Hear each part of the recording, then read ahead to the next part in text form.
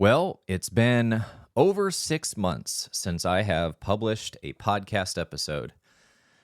And there's a pretty good reason why, and a pretty embarrassing reason why. We're going to get into the details of it, but let's just say that I got caught in a very hard addiction that I thought I could dig my way out of on my own, and found out that there was just no way that I could.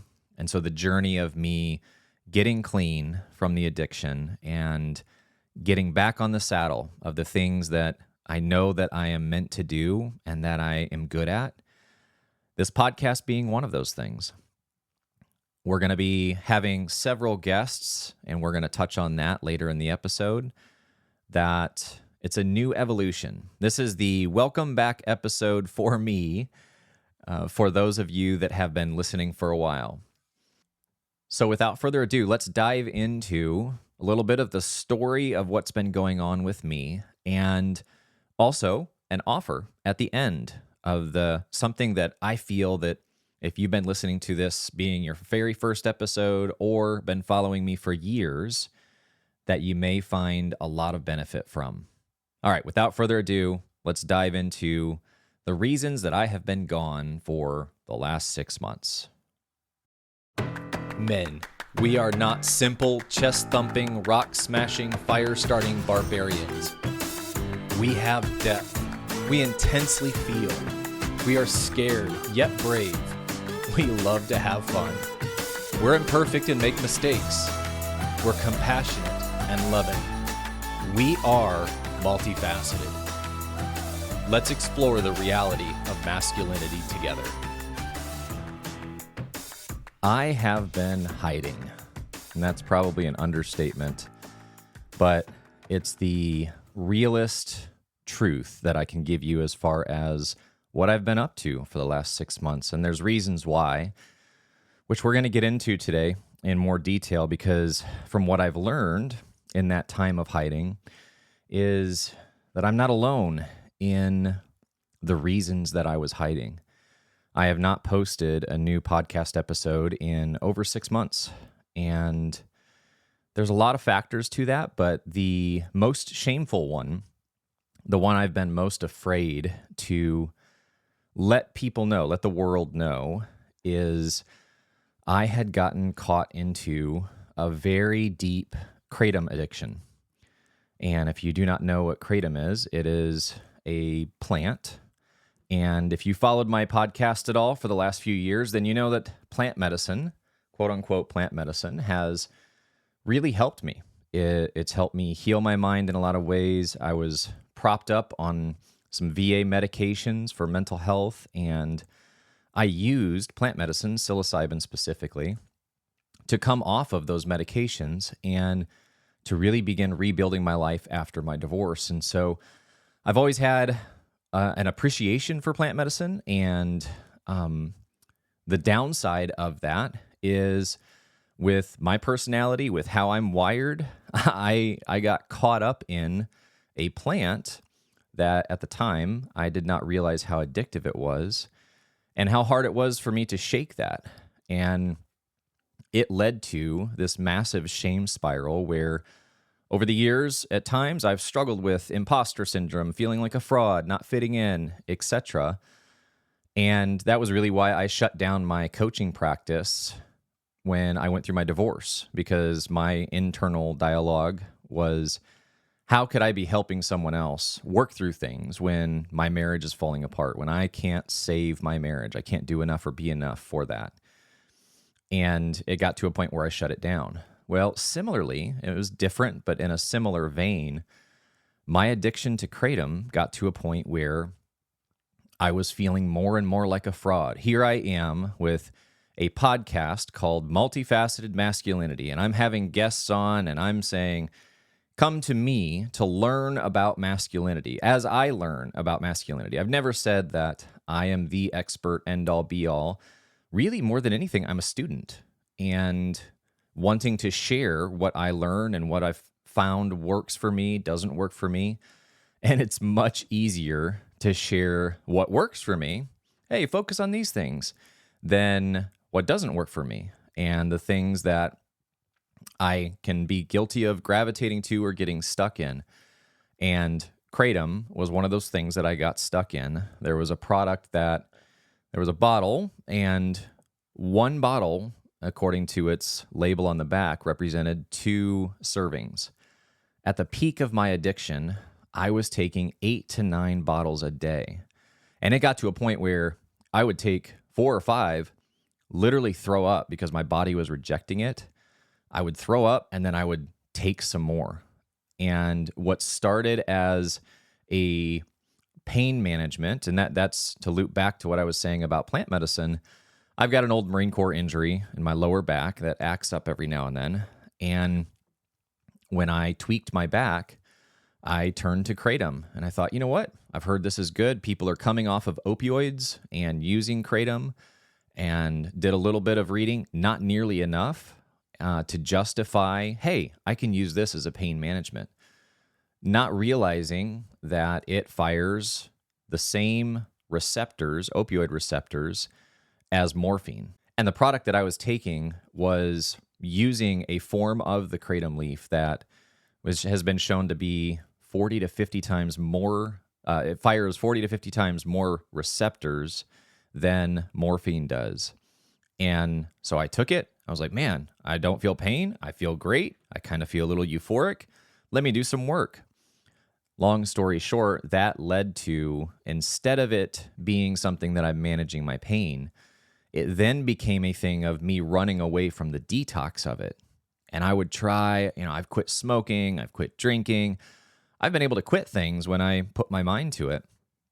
Well, with Kratom, I was not able to do that. I would start to try to taper off, and I would start to get withdrawal symptoms that were not pleasant. So then I would run to the gas station. Unfortunately, at least in Texas, you can buy Kratom products in all different forms and fashions just at the gas station.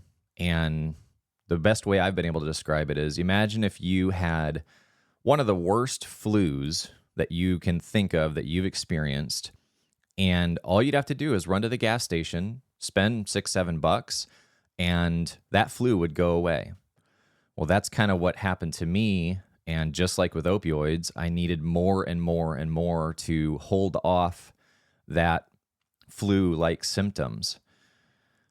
Well, I finally got to a point where I couldn't do it anymore. I couldn't put episodes out. I couldn't really, in a sense, function. I was hiding this from my wife at the time and feeling more and more shame, feeling more and more like an imposter, because here I was trying to build a coaching business and trying to step into more of me and all the things that we like to say, while not being able to shake this thing that I had gotten addicted to.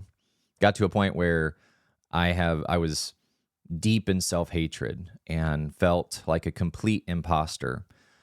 And so I've taken some time to not only come clean with my wife, but also share with some friends and really lean back into community, because that was another byproduct of my addiction, is that I had slowly pulled back more and more and more from the people that love me, from my business partner, from my wife, from the community that I do have here. And I found safety in isolation, because essentially, if people knew the reality, this is a story I was telling myself, is if they knew the reality of what I was choosing to do in the sense of hiding, wasting money from my wife and hiding this dirty secret that for sure they're going to reject me. This was the story that I had gotten looped into my being. Well, when I came clean with my wife, she was so gracious in her response and was like, hey, what do you need? Let's get through this. I turned to my community, and that was probably one of the bigger fears I had was, you know what, if I share this with this community, because I had started to build this amazing community that they're just high caliber people. I don't know how else to say it. And we'll probably get into some of that. And some of the guests that I have coming up are going to be guests from this community, just extremely high caliber individuals that if I came clean and shared the reality of what I was going through, then they wouldn't want me. They're high caliber. right? They're blowing and going, and they've got podcasts, and they're making good money as coaches. And I mean, why would they want me as part of that community? I would be a drag. I would be pulling the caliber of that community down. And I shared with the nudge, the loving nudge from one of my friends that I had come clean with. And when I did, the response not only humbled me, but really shook me at my core in a beautiful way, because I went to a friend's house and as part of that community and spent a little over a week there detoxing. And man, let me tell you, if you have started to play with Kratom or use Kratom, I'm not exactly sure what's the appropriate way to say it. Just know that not everybody is wired the same, and it's not as addictive for some people, but for those that are, it is a miserable detox experience. I had insomnia where I was sleeping 1 to 2 hours a night. I had the sweats, I had chills, I had just the wind blowing on my skin, felt like 1,000 needles blowing on my skin. I had diarrhea, I had pounding headaches and migraines, and that was even with me doing all of the biohacking I could, which I think did help, definitely. My friend had a hyperbaric chamber that I was in often. I was taking a lot of different supplements that are known to help with coming off of Kratom or opioids in general. And I had pulled out all the tricks that I knew to do, and it was still brutal and miserable. And so I just want to encourage you, if you are taking Kratom, be aware of just how addictive it actually is. And know that the longer, if you're wired similarly, that if you're wired like I am, that it's better to get into community and to pull back from Kratom as quickly as you reasonably can. And I can tell you confidently that there is no way that I would have been able to do it. I know that I couldn't do it because I tried to do it on my own. I tried to essentially hide from the community and from my wife. And the story I was telling myself was, you know what? I'm going to get clean. And then once I get clean, once I detox, once I taper off, I'm going to hide this. And then I'm going to go, you know what? I used to be addicted to Kratom. That's a part of my past, but not actually who I am today. And I failed miserably. I was fighting a behemoth that I didn't really understand how just physically addictive it was. And then also how much that physical addiction slowly ate away at my identity and my confidence and robbed me. Now, this is me choosing to do it. It's 1,000% on me. But the way that I responded to it and the way that I got caught in the addiction really robbed me of a lot of beautiful moments. Another thing that I've realized after the fact is it really affected my memory. And more than just my wife saying, hey, can you take out the trash? And then I forget to do it. There was some of that for sure. I'm still guilty of that a little bit. But I now have moments that my friends are telling me about, or my wife was saying, remember when we did this? And it's almost like, when you're blackout drunk and you don't remember what happened, even though you were there when you did it. It's not quite to that degree, but I was essentially high and was present in the sense of physically there, but emotionally and mentally, I was fully checked out. So I can tell you right now that it's not impossible, but it's a hell of a lot harder to come clean in this if you find yourself addicted to Kratom. And I actually want to broaden it and go beyond that, is really any addiction. I hate how people are expected to own their addiction as part of their identity and say, I am an alcoholic, I am addicted to porn, I was addicted to Kratom. I physically became addicted. But what I've come to learn even more is those that are often either highly sensitive or have high output, they have a desire to really do a lot and lean into that. Those individuals, if they are not in community and or are not managing themselves in a good, grounded way, that it's very easy for us to turn to things that are addictive to try to manage that. And that can be on either ends. If you're a highly sensitive person in the sense of you can feel overstimulated and overwhelmed and you're just trying to go and blow and you find yourself burning out, not having a healthy space to navigate through that internally as well as in community, well, then you look for things that often are addictive to kind of bring you down to a baseline. And if you're on the other end, which is more of where I was, where you feel more depressed or just don't have much drive or desire or energy. I've shared in previous episodes my journey with suicidal ideation. If you're down there, then you're looking for something. If you're not managing yourself in a healthy way, you're looking for something to bring you up to some sort of a baseline or functioning.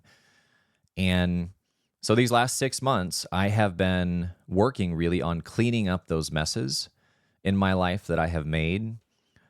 And then at the same time, just to be totally honest with you, I've felt afraid to make this podcast episode. I've actually recorded it a few times because there is still a deep part of me that feels ashamed, that feels somewhat afraid of letting people know the real, raw me in the sense of my shortcomings and the things that I've been going through. But both from the encouragement of my wife, which has been steadfast, as well as community, and just me getting clean and locking back into me, getting back into coaching, getting back into now the podcast, knowing that those are some of the good things for me that really do help me feel fulfilled and a sense of purpose, and that I'm pretty good at, is making this podcast episode as well as launching some men's groups that I'm going to be talking about are the things that I couldn't access because of the self-hatred and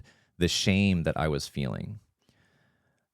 And so along with that cleaning up of things, I've also been, I kind of had a mantra for me, which was cleaning up and leaning in, cleaning up messes and leaning into the things that I know that I should be doing, be that the men's group that I was a part of, or the community that I have here that's just absolutely amazing.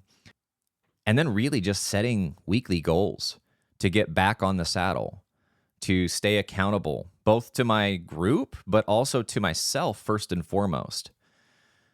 And then being willing to apply self-consequences, not because of a expectation to perform and you now have shame and you need to have a consequence, but really, I let myself down. I didn't follow through with the word that I gave myself or I gave others. And when I fall short of that, and I probably will again, I need a consequence. I need to feel the sting of what it looks like to, or what it feels like to cost both myself as well as those that I'm in relationship, what that cost is to lose a little bit of trust, to lose connection, to lose momentum in those relationships, to lose a little piece of my own identity. And so having a self-imposed consequence is a really important part of that. So all of that said, I am really excited to, one, announce that I am going to be leaning back into this podcast. I have several guests that I've actually already recorded with that are going to be coming out the following weeks. We're going to be launching a new episode every Monday.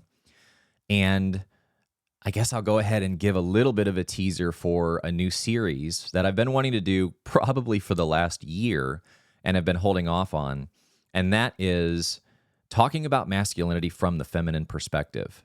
And so I have a group of incredible women that are going to be coming onto the podcast that's going to be talking about, one, how they experience masculinity, how the things that we don't do or what they're looking for when that's not there, how that affects them, and really hearing the unfiltered version of what does it look like when us as men, when we show up in our fullness, how does that affect them? And when we don't, how does that affect them? And just so you know, part of this leaning back into being more vulnerable and being more open is the very first guest I'm having in that series is going to be my ex-wife. And then the second episode after that is going to be my current wife. And so you guys are going to get to kind of dig into the good, the bad, the ugly, whatever it may be, of how they experienced me, both in the past as well as currently, what they've felt a difference in from the work that I've been doing. And then also some really, really high caliber women that are in the space of tangibly helping individuals, both men and women. And so they really have a good sense of the conversation. And I'm really, to say that I'm excited would be an understatement. And again, just to be honest with you, a little bit nervous because we're going to be peeling back some really vulnerable layers, and it's going to be hard hitting. These women that are in my life, they hold back no punches. And I need that. I need that as a man. From men, I definitely need that, but also from the women. I don't want to have individuals around me that just placate to my playing small. And I hit a tipping point of where what I had been doing, one, wasn't sustainable, and two, I got really pissed at where I had let myself get. And yes, some of that was self-hatred, and some of that was self-love. Some of that was me hitting this threshold of being so fed up with recreating more and more of those unhealthy things in my life that I just couldn't sit by and continue to let it happen. In addition to the series that I'm going to be launching, I'm also launching a men's group. And this men's group is for those of you that you may be at different places, but you're at that core place of being fed up, of just not being okay with where you have found yourself.